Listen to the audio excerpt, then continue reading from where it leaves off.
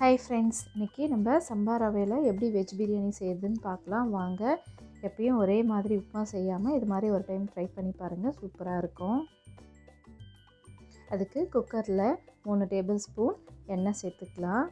உங்களுக்கு நெய் வேணுனாலும் நெய் சேர்த்துக்கோங்க. எண்ணெய் சூடானதும் பட்டை, கிராம்பு, பிரியாணி இலை இது மூணுத்தையும் சேர்த்துக்கலாம்.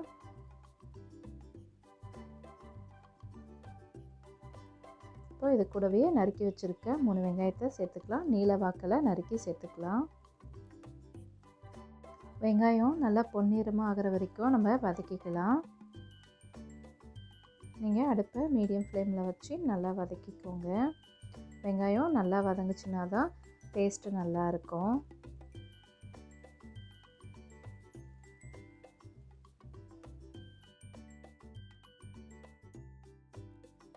அடி பிடிக்காமல் இருக்க அப்பப்போ நம்ம வெங்காயத்தை வதக்கி விட்டுக்கலாம். வெங்காயம் ஓரளவுக்கு நல்லா பொன்னிறமாக வதங்கி வந்ததும் தக்காளியை சேர்த்துக்கலாம்.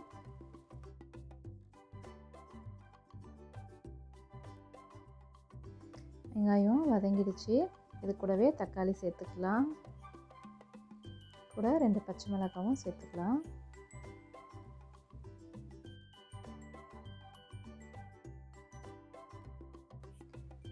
இது கூடவே இஞ்சி பூண்டு பேஸ்ட்டு 1 ஸ்பூன் சேர்த்துக்கலாம்.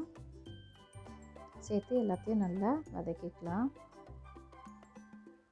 பச்சை வாசனை போகிற வரைக்கும் நல்லா வதக்கி விட்டுக்கலாம்.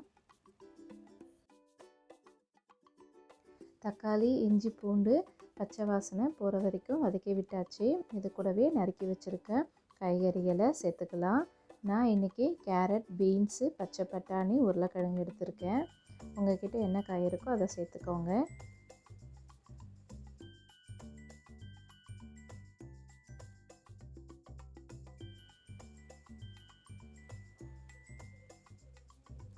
காயெல்லாம் சேர்த்த உடனே எல்லாத்தையும் நல்லா வதக்கிக்கலாம்.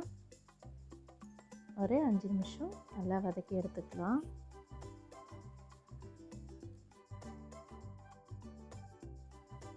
இப்போது பச்சை பட்டாணி 1 கப் சேர்த்துக்கலாம்.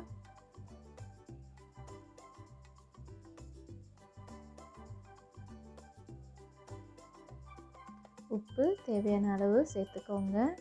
தனி மிளகாய்த்தூள் 1 ஸ்பூன் சேர்த்துக்கோங்க.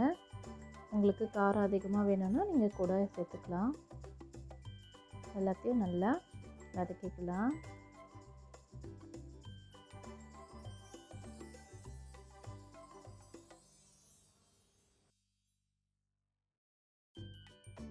இப்போ இது கூடவே 1 கப் சம்பா ரவை சேர்த்துக்கலாம். சேர்த்து கலந்து விட்டுடலாம்.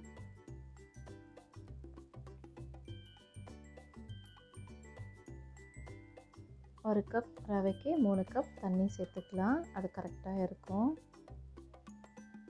இப்போ உப்பு வேணும்னா செக் பண்ணி சேர்த்துக்கோங்க. எனக்கு கம்மியாக இருந்தது, அதனால் நான் கொஞ்சமாக சேர்த்துக்கிட்டேன். குக்கரை மூடி போட்டு 4லேருந்து 5 விசில் விட்டு எடுத்துக்கலாம்.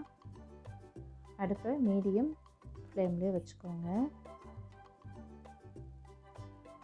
இப்போ ப்ரெஷர் அடங்குனதும் திறந்து பார்த்தா சூப்பராக வெந்து வந்திருக்கு. கொத்தமல்லி தழை சேர்த்து கலரி எடுத்துக்கலாம்.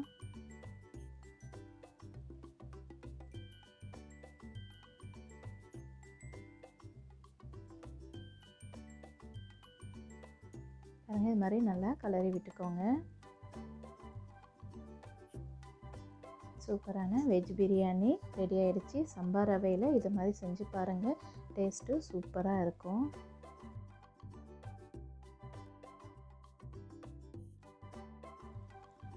சுட சுட நீங்கள் ரைத்தா, வெள்ளரிக்காய், வெங்காயத்தோடு சேர்த்து பரிமாறுறப்போ சூப்பராக இருக்கும் டேஸ்ட்டு.